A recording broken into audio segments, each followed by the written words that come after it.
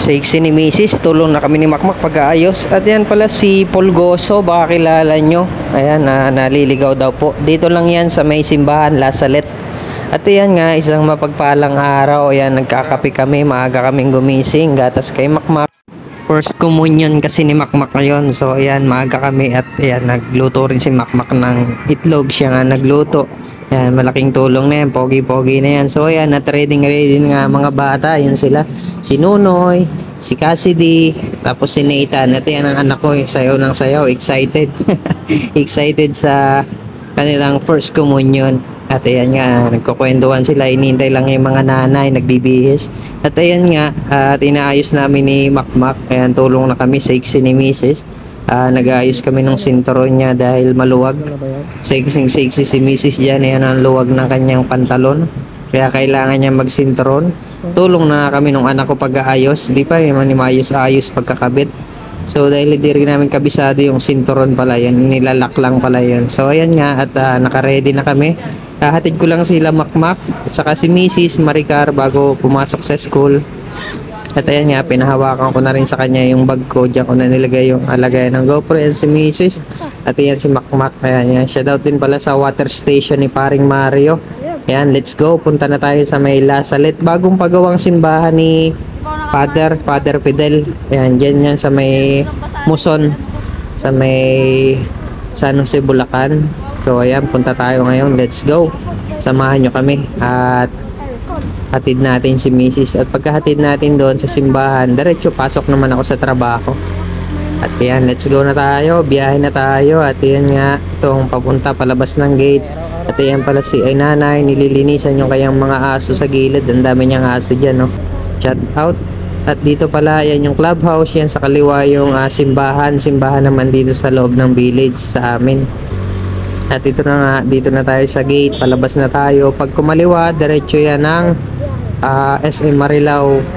So pagkanan tayo Pamuson, yan Villarica Road, Pamuson tayo. At andito na nga tayo sa simbahan ng Lasalet. At dito na nga yan, ang dami ng mga bata, mga excited sila sa first communion nila.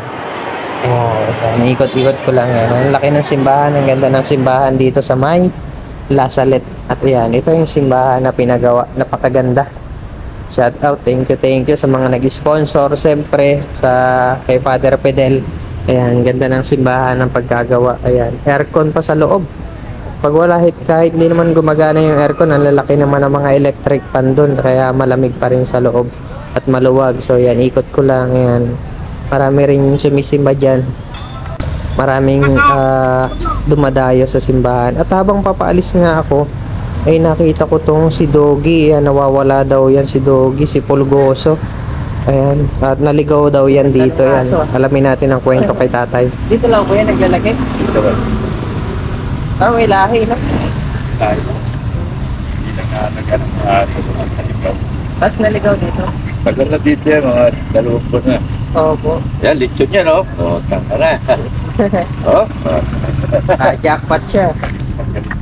Oo. Kaya pala pumalit ka. Naligaw, baka kanino kaya may-ari nito. Naligaw daw po dito sa may Lasalet simbahan. 2 buwan na daw po dito, baka makita ng may-ari.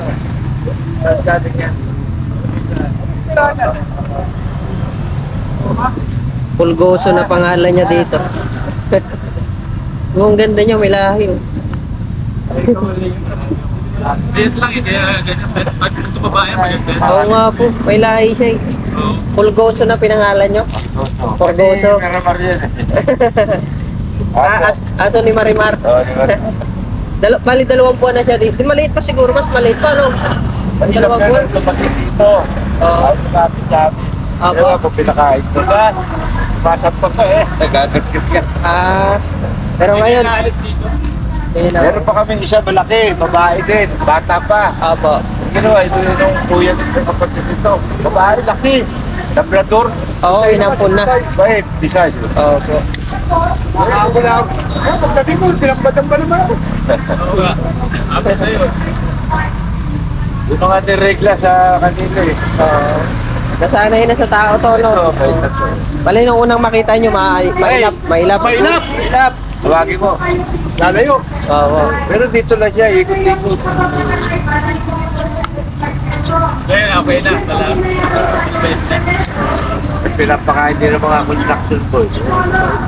Opo. Dinadala ko talaga sa pagkain. Binila ko ito nga dog food no? Oo nga, no. May dog food pa pala. Baba naman Oo nga po. Mga ano pala mga mabait. Maganda, bilahe yan eh. May lahi yan. Yun lang. Pag tumabaya, yan din yan.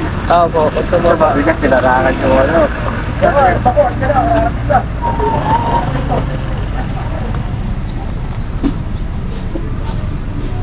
Wala eh, wala ako sa panorama. Sa ang podcast ako. Nagtatrend ako kayo, tatlo ko kayo sa talk. Bukas. Para sigurado, oo. Alis ka ba sila? Nasaan pa kayo? Sa Manilaw? Titignan po kung pinamaga, matuwagan kita.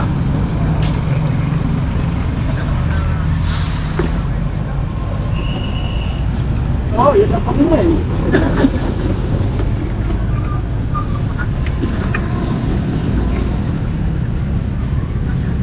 Pulgoso. Kailangan lang.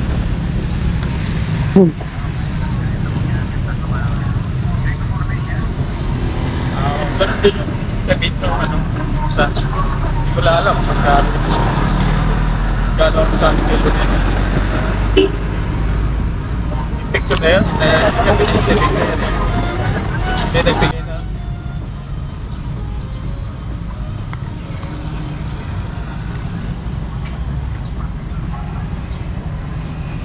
Oo, pinakita ko din kay Lorena yung ano, pinagpit mo na ano, na materials.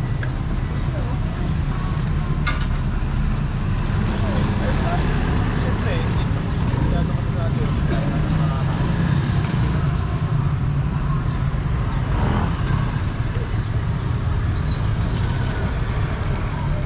ibang na divider eh, pwede rin sa'yo, no? Gagawin kasi siguro yung okay.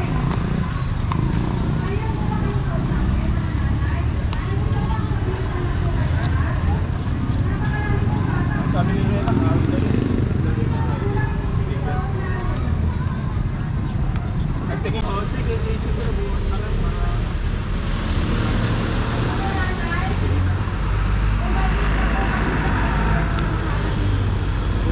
Hindi pa kumakalis dito. Kumakain pa siya.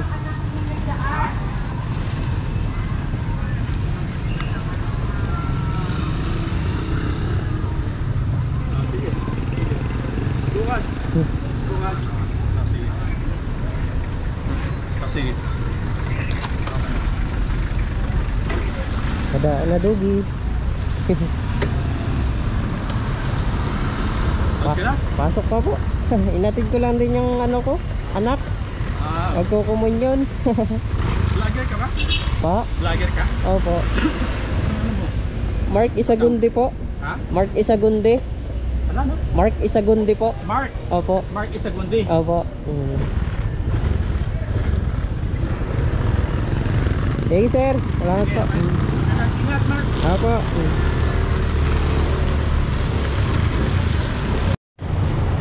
Ayan, at nakarating na tayo. Andito na tayo sa parking sa Vertis North. At ayan, lakad-lakad tayo. Papunta na tayo sa trabaho natin. At ayan, dito na tayo sa may mall sa Trinoma kung saan tayo pumapasok. Ayan, at close pa syempre. Ang pinapapasok pa lang mga empleyado. Employee pa lang ang pwedeng pumasok. Kaya pasok na tayo. At samahan nyo na rin ako. Tingnan natin. Subaybayan natin. Tingnan nyo ang itsura ng mall pagka wala pang pasok. Ibig sabihin pag hindi pa open. Ayan, akyat tayo ng hagdan. Siyempre, wala pang, hindi pa bukas ang mall. Hindi pa gumagana ang mga escalator. Ayan, akyat tayo. Medyo magalaw lang yung camera kasi pagod na rin tayo kalalakad. Hindi na natin masyado na control. So, ayan, ganyan ang itsura ng mall pagka sarado pa. Ibig ko sabihin, pag mga employee pa lang ang mga pwedeng pumasok, may mga card, key holder, yung mga may dalang susi, yung mga katiwala sa mga shop, mga store. So ayan, lakad-lakad, yan, mga ibang mga shop bukas na, yung mga maagang pumasok. Second floor nga pala yung area ng Bruno's Barbers dito sa may Trinoma. Ayan, sinilip ko rin sila sa baba. Andyan na rin sila. Yung mga stool-stool dyan, andyan na rin sila. At yan, medyo madilim pa yung daanan dahil hindi pa lahat open. Close pa yung ibang mga store. Yan, ito naman, wala pa yung mga key holder nila pero maaga silang pumasok. Kaya sila yung nauna din sa key holder sa may mga dala ng susi. Kaya nakaupo muna sila dyan, mga nagpapahinga yan, mga pagod yan sa biyahe, kung saan pa nanggaling yung mga yan. Kaya mga pagod, pahinga muna sila cellphone. Ayan, dito bukas na. Marami nang bukas dito, yung mga bilihan ng sapatos. Ayan, lakad-lakad tayo, samahan nyo lang ako. Ayan. Nabulol na ako, sana ako. Dito naman may mga bilihan din ng mga gown. Ang ganda ng mga gown dito. Yun nga lang, maganda rin ang price niyan, syempre. Magaganda din yung price niyan. Ayan, gaganda ng gown. Diretso tayo dito sa may Mindanao Up tayo. Mindanao Up parking ang ating puntahan. Ganda rin ng mga jewelry dyan. Ayan, shout out sa mga nabibidyohan ko. Ayan, dire-diretso lang tayo dito. Ayan si kuya, oh. Nagpapahinga rin dahil nauna rin siya. Maaga siya pumasok. Kay holder niya wala pa. So ayan, pagdating nyo lang dito sa may elevator, ayan, kaliwa lang kayo tapos makikita nyo na dyan yung Bruno's Barber. Shoutout din pala dito sa Dicas dito.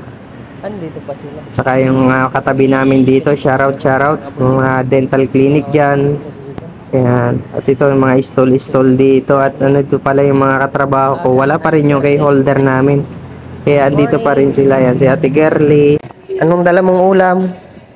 Wala akong dala. Ay, gatang tulingan. Ano pa? Tulingan ng gata. Yun lang. Dito rin pala si Ed.